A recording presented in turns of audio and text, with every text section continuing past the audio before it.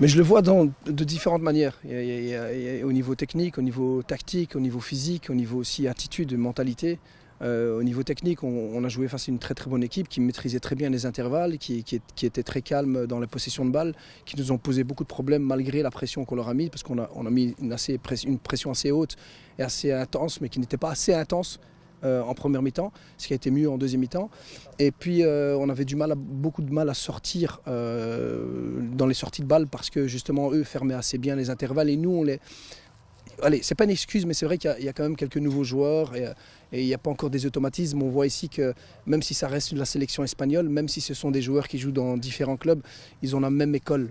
Depuis tout petit, ils ont le même écolage, ils ont la même formation et donc ça se voit. Nous, on a encore du mal à ce niveau-là, on a encore du travail à faire et pour ça qu'on fait des stages et des matchs pareils parce qu'on veut apprendre absolument. Et on va être patient aussi parce qu'on sait quels sont nos objectifs, on sait aussi qu'on prépare cette génération pour la Coupe d'Afrique des Nations. On veut aller jusque-là en se préparant au mieux possible, mais on sait aussi que des fois, on va devoir affronter des adversaires comme ça qui vont nous mettre en difficulté et pour pouvoir travailler. Et on a vu déjà en deuxième mi-temps une très bonne réaction.